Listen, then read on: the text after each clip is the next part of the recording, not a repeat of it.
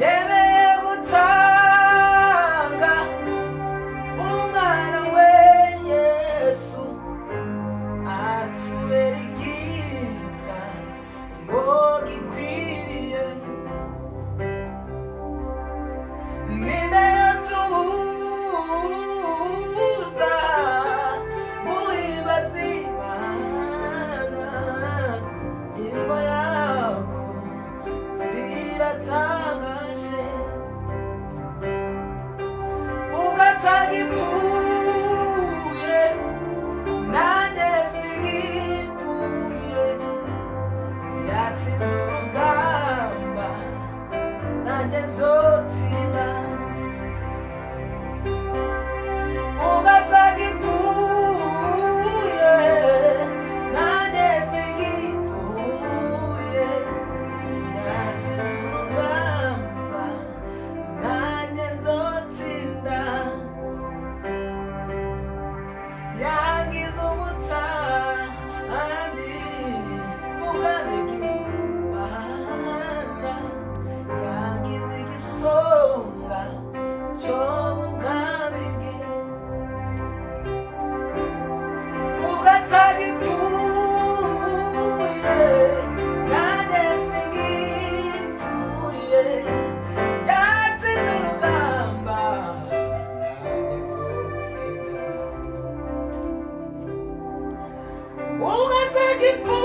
Ugatagipfuye nanjye singipfuye, yatsinze urugamba nanjye nzotsinda. Ndakwizeye, ndakwizeye, nizeye umusaraba. Ndakwizeye, ndakwizeye, nizeye umusaraba.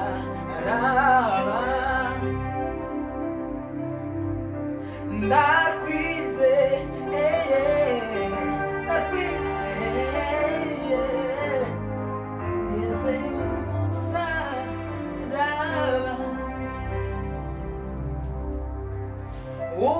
Ubuzima busha igicaniro gihore cyaka, ndagusaba uzuze. Ubuzima busha igicaniro gihore cyaka, ndagusaba uzuze. Ndakwizeye, ndakwizeye, nizeye umusaraba.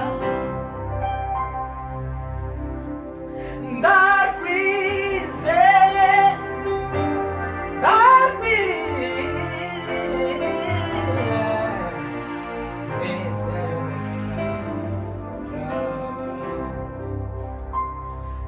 Nitaingia lango lake la sifa moyoni, nitaingia kwa shangwe kuu.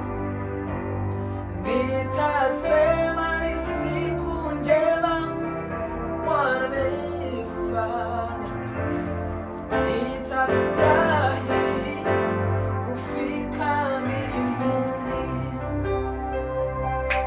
Nitaingia lango lake la sifa moyoni, nitaingia kwa shangwe kuu.